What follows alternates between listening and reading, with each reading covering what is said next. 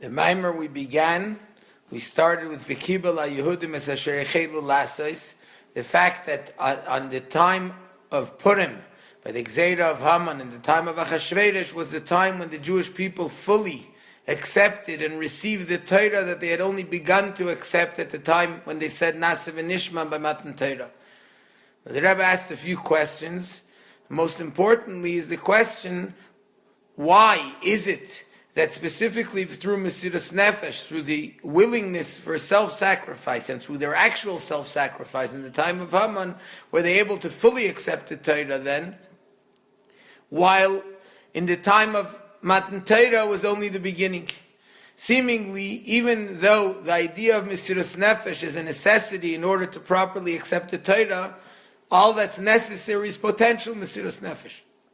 The fact that a person realizes that I would even be ready to give up my life in order to keep the Torah, for sure I should be ready to overcome my physical, my desires. For this, potential Mesiras Nefesh is what we need. Why was there a need for the actual Mesiras Nefesh at the time of the Gzeira of Haman in order to properly accept the Torah? Now, in order to explain this, the Maimer begins to explain the general idea of Kabbalas HaTorah. This is something which is very common in Mamarim, that sometimes we'll ask questions on certain ideas, on a pasuk, etc., and then go to explain a general concept, and later on that brings the answers to the questions. Now, the general concept that's being explained now in the Maimer is something which is a very important aspect, a very important foundation, both in the general meaning of what the Torah is, and especially according to the way Chassidus explains it. Now we know that the idea of Matan Torah and Kabbalas HaTorah isn't that the Torah was created, the Torah was made. The Torah has been around since before the creation of the world. The sages tell us, Alpayim Shana, Kadma Torah Leilam, the Torah was around already 2,000 years before the world was even created. The idea of Matan Torah, and even more so, Kabbalas HaTorah, is that this Torah, which in essence is a spiritual in nature, it's something that's above and separate from the world, came down and became part of the world. This is why when Moshe Rabbeinu came up to receive the Torah, the Malachim said to Hashem, why do you want to give the Torah down to the world? Let your glory, the spiritual Torah, let it remain in its natural place in the spiritual worlds. And Hashem's answer was that the whole point and purpose of the Torah and the whole point and purpose of the creation of the world is that the Torah come into the physical world. So Hashem gave the Torah down here into the world, and we down here in our physical existence received the Torah, so that there's now the unity and the unification of the spiritual, or even more than spiritual, the Torah which is part of Hashem together with our physical world.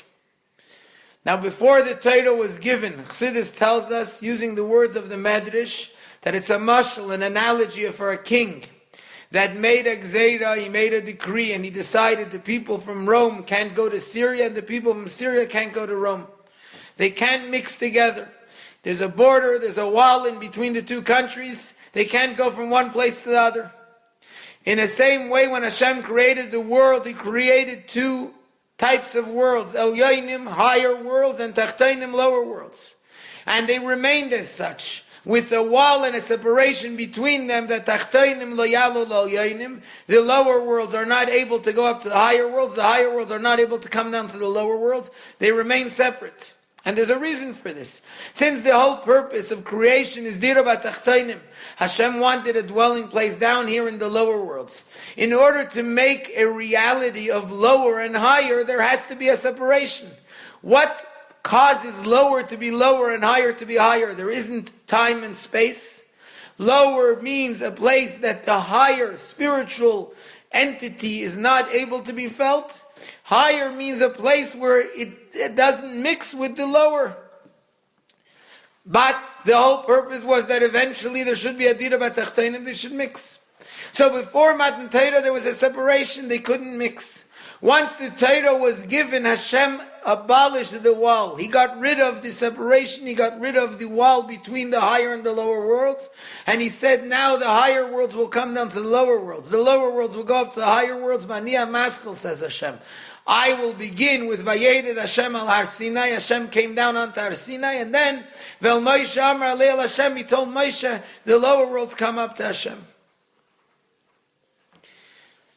Now the Rebbe explains that in order to connect these two opposites, because by definition, higher and lower are two extreme polar opposites. Spirituality means a place that recognizes where it's from. Spirituality means something that recognizes its true existence being godliness. Physicality is the extreme opposite, where it feels as if it is the existence and there's nothing else. To connect the two means to take two polar opposites, two total opposites, extremes, and put them together. How do we put them together? Through something which is above both of them. There's a famous example in Chassidus, when there's a defending lawyer and a prosecuting lawyer, and they're both standing in court. The defending lawyer has one point, and everything that he sees, and everything that happens, and everything that's brought up is all leading to one point, defense. The prosecuting lawyer has one point, and everything leads to that, prosecution. They can't possibly be together. They're two total opposites, which means the defending lawyer, not just he's trying to find whatever he can to defend the defendant. The defendant lawyer, everything that he sees, everything that happens, everything that exists that's brought up is all pulled and it's all turned to one's one point, which is defense.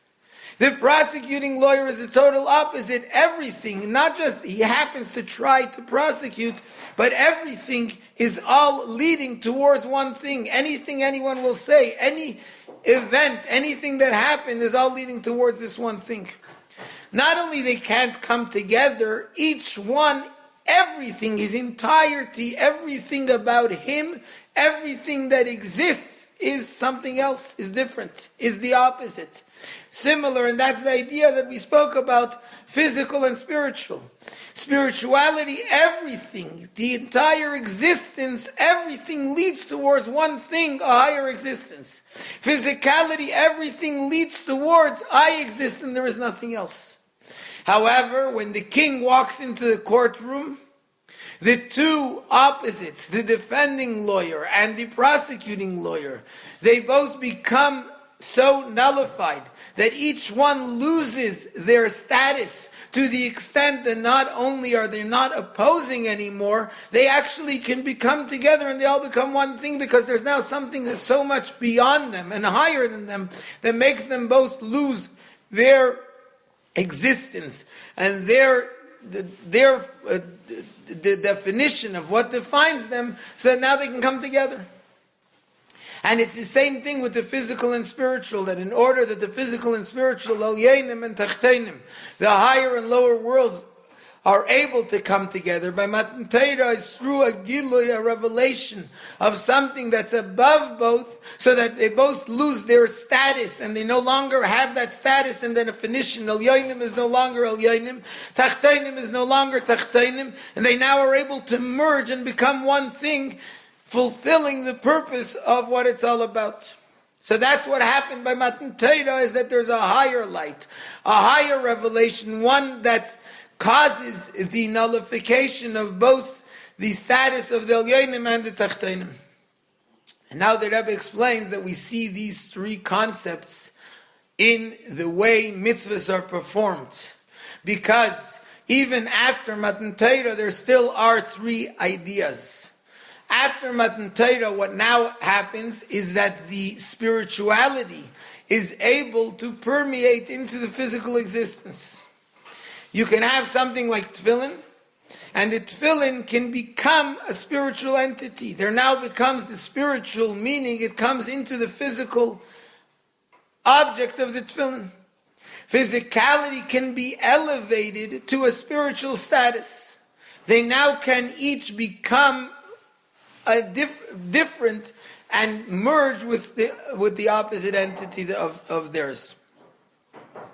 How does this happen? Through something which is higher than both of them. Which means that all three of these ideas exist after Matan Torah. After Matan Torah, now when a person does a mitzvah, there still is the physical object. Yes, the physical object is permeated with spirituality, but the object remains physical. There still is this spiritual essence, this spirit that comes into the physical object, but it still remains spiritual. And there now is the higher light, the one that's higher than both of them, which was revealed by Matan Torah, that causes them both to lose their status and to be able to merge and come together. And these three ideas exist in the way a person does mitzvahs. One type of way that a person can do mitzvahs is the normal way. Most of us have that idea, and that's called mitzvahs anashim melumada. We do mitzvahs because we're used to it. We were brought up doing mitzvahs. We decided at one point in our lives we want to start doing mitzvahs. That's part of my life. That's part of my lifestyle. I chose this lifestyle. I was given this lifestyle. I'm not going to leave this lifestyle every day. I put on tefillin every day. I wear tzitzis. I keep kosher. That's my lifestyle. There's no need to think more about it. That's fully physical. That is just the outer objective of the mitzvah. That comes from the physical being of the person that does the mitzvah because it's second nature. Nature is who I am. That's my physical life. That's my outer idea of the tachtonim. Then a person can sit and think about why he does mitzvahs, which is usually when a person learns chassidus. Person learns chassidus and contemplates the greatness of Hashem. He contemplates the fact that Hashem is the one who commands us to do the mitzvah. He learns the deeper meaning and the spiritual intent that there is in a mitzvah. He now gets an excitement in doing mitzvahs. He's not just doing the mitzvahs plain simply by route. He loves to do the mitzvahs. He feels like, I love Hashem, I want to connect to Hashem. He understands the fact that doing the mitzvahs is how we connect to Hashem. Every time he does a mitzvah, he has an excitement. He has something that pushes him to do the mitzvah. Nevertheless, when he's doing this mitzvah, he's doing it because of his spiritual existence. He's doing it not anymore for the physical. It's not just merely the physical act of the mitzvah. There's the deeper idea and the deeper feeling and the love and the connection that he feels in doing the mitzvah. But it's his spiritual existence. It's the neshama that pushes him to do the mitzvah. His neshama wants to connect to Hashem. His neshama wants to enjoy spirituality, and that's why he does the mitzvah. Then there's a third manner in doing the mitzvahs, and this is something which is one of the great ideas which the Rebbe expounds so much, and especially the Rebbe in his Mamarim. And that is, seemingly, the whole point of Chassidus is the neshama of Torah. There's the body of Torah, the physical doing of mitzvahs, where a person can even do mitzvahs so carefully, but yet it's all about the physical. There's the neshama of mitzvahs. The neshama, the reason, the excitement, and then a person will be more obviously careful in his doing of mitzvahs, but he'll have a chayis, he'll have an excitement in it. Now the Rebbe comes along and says, no, there's a third idea, and there's a third and a higher way of doing the mitzvahs. And that is, I'm not doing it because of my physical existence pushes me to do it. I'm not even doing it because my spiritual existence, because it's still the existence of my neshama that pushes me to do it. I'm doing it simply because of Hashem. Because the mitzvahs are the will and desire of Hashem, of the creator of the world, and therefore that's why I'm doing it only because of the higher form, which is Hashem, not physical, not spiritual, but just because that's what Hashem wants. So there's no gain that I get from the mitzvah, not even a spiritual gain. The only reason for doing the mitzvah is because this is the will of Hashem. That's the higher form, and this is the concept of the Ohr Ein Sof, the infinite light of Hashem that becomes revealed, which nullifies both physical and spiritual and brings something which is fully higher than them, only the essence of the existence of Hashem.